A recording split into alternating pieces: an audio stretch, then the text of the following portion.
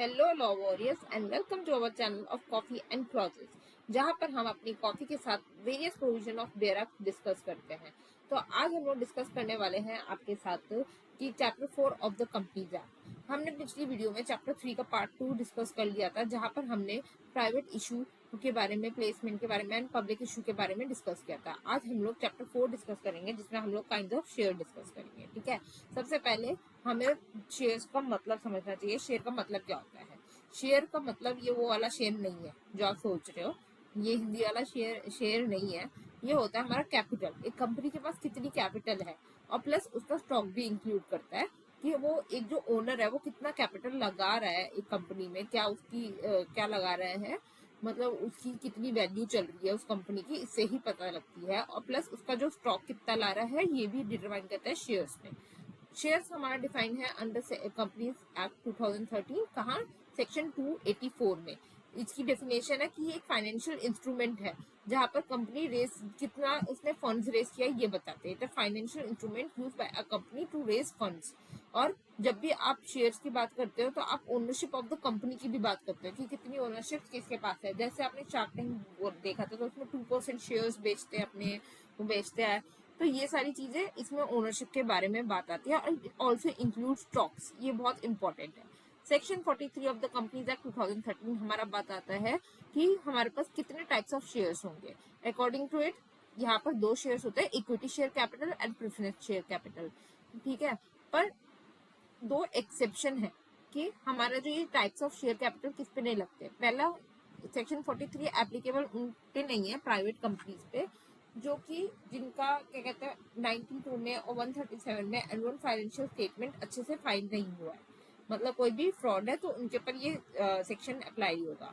और दूसरा है पब्लिक आईएफएससी कंपनी। ये जो है आईएफएससी कंपनी का मतलब है इंटरनेशनल फाइनेंशियल सर्विस सेंटर।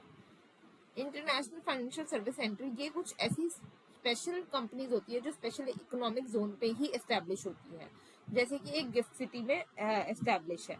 ठीक है, तो फिर इनका थोड़ा अलग ही चलता है, ये ज्यादातर एक्सेप्शन में ही रहते हैं। तो मैंने आपको बताया दो टाइप ऑफ शेयर्स होते हैं, equity share capital, preference share capital. जो इन्होंने कॉमर्स ले रखी होगी, कॉमर्स बैकग्राउंड के होंगे तो उनको तो पता ही होगा कि क्या होता है। पर अब मैं बताती हूँ, equity share capital is more about ownership, जहाँ प्रेफरेंस शेयर कैपिटल इतना ओनरशिप के पास उनके सबसे ज्यादा इतना राइट नहीं होते। प्रेफरेंस से आपको पता लग रहा होगा, यहाँ पर इनको कोई प्रेफरेंस दे रहा है तो वो दे रहा है डिविडेंड लेने की। ठीक है, अब इसमें हम लोग मोटा मोटी बात तो पढ़ ली कि इसमें ज्यादा ओनरशिप होती है, प्रेफरेंस शेयर में कम ओनरशिप होती है। पर क्या क्या राइट्स एंड वो होते हैं, क्या कहते हैं, प्रिविलेजेस एंजॉय करते हैं एक दूसरे पे, तो हम पढ़ते हैं। मैंने बताया जैसे कि ओनरशिप ज्यादा होती है तो इक्विटी शेयर कैपिटल जो है वो हमारा ओनरशिप को रिप्रेजेंट करता है। इक्विटी शेयर कैपिटल जब वो ओनर है तो उनके पास वोटिंग राइट्स भी होता है। फिर उसके बाद ये जो है डिविडेंड अपने कंपनी के प्रॉफिट्स के बेस पे होता है। अगर प्रॉफिट नहीं होगा इनको डिविडेंड नहीं मिलेगा। क्योंकि क्या कहते हैं, जैसे होता है ना, लिमिटेड लाइबिलिटी तो है पर इनको प्रॉफिट्स अगर होगा जितना होगा उतना ज्यादा मिलेगा, अगर नहीं होगा तो बिल्कुल नहीं मिलेगा। तो ये high risk and high profits की बात होती है। तो इनके पास डिफरेंशियल राइट भी होते हैं, डिविडेंड, वोटिंग और अदरवाइज ये सारे राइट्स होते हैं। प्लेन वेनिला का कॉन्सेप्ट है कि जितने क्या कहते हैं इक्विटी शेयर कैपिटल होंगे उनके पास उतने राइट होंगे। जैसे हम दो कंपनी चला रहे हैं, जितना हमारा कैपिटल है हमारे पास इक्वल राइट्स होंगे। पर यहाँ पर एक बात और होती है कि इनको डिफरेंशियल वोटिंग राइट्स भी होते हैं, कि जिसमें कैपिटल के बेस पे वो होता है। जैसे मैंने अगर 10% ऑफ इन कंपनी लेकर आई तो मेरे पास ज्यादा वोटिंग राइट्स नहीं होंगे, मेरे पास सिर्फ 10% ही होंगे। ठीक है, shares having differential voting rights traded at lower valuation. जो जब बिकती है तो ये जो डिफरेंशियल राइट्स वाले जो शेयर्स होते हैं ये लोअर वैल्यूएशन पे बिकते हैं। 26% से ज्यादा होने चाहिए डिफरेंशियल राइट्स वाले post and paid up capital, post paid up capital. ठीक है, 26% से डिफरेंशियल राइट्स वाले शेयर कैपिटल नहीं होना चाहिए, इसको हाईलाइट कर देते हैं। प्रेफरेंस शेयर, नाम से ही पता चल रहा है प्रेफरेंस दे रहा है। किसको प्रेफरेंस दे रहा है? ये हमारा डिविडेंड को प्रेफरेंस दे रहा है। इक्विटी और शेयर होल्डर से ज्यादा पहले रिसीव करेगा ये डिविडेंड।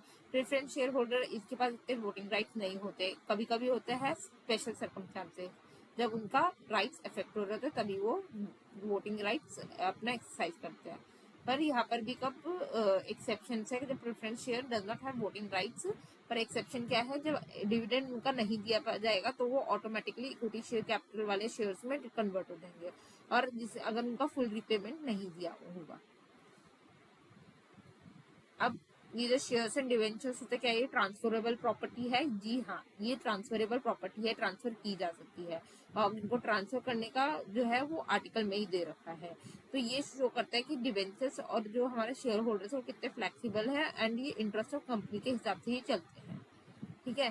सेक्शन 46 बात करता है requirement of the certificate of the shares. अब जो सर्टिफिकेट शेयर्स है उनके पास, तो उनको कोई प्रूफ भी तो होना चाहिए ना कि आपके पास कितने शेयर्स है, कितना वो है।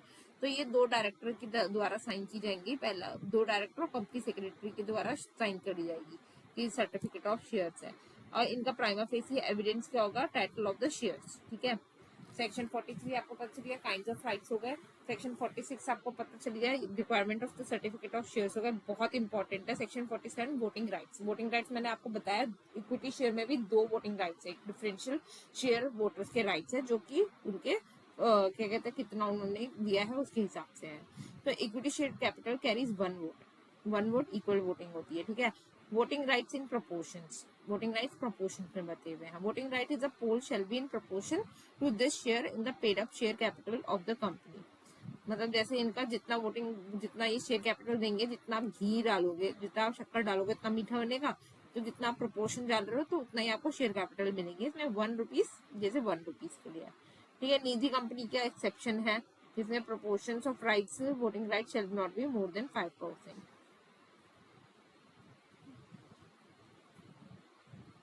Preference shares. प्रेफरेंस शेयर्स में कैसे वोटिंग राइट बच्चे होते हैं? उसमें वोटिंग राइट्स तो जेन्युइनली होते नहीं है, पर अगर डिविडेंड्स नहीं मिला या रिपेमेंट नहीं हुए 2 कॉन्सिक्यूटिव ईयर्स के लिए, ये इंपॉर्टेंट है, 2 कॉन्सिक्यूटिव ईयर्स के लिए अगर उनको डिविडेंड नहीं मिला और डिफॉल्ट हुई है तो फिर उनको वो क्या कहते हैं पेमेंट होगी। In such cases preference share holder acquire voting rights equity share holders में कन्वर्ट हो जाएंगे, और 2 साल तक डिविडेंड नहीं मिला या रिपेमेंट नहीं हुई तो वो इक्विटी शेयर्स में होल्डर में कन्वर्ट हो जाते हैं।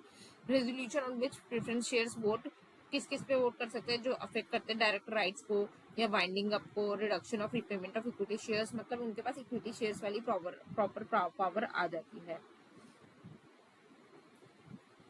कम्युटेटिव होता है, ठीक है, उतने ही फिर वो बन जाएंगे। Voting right is based on the class of shares and monetary value of investment. ये बहुत इंपॉर्टेंट है। Voting rights is based on class of shares and monetary value investment.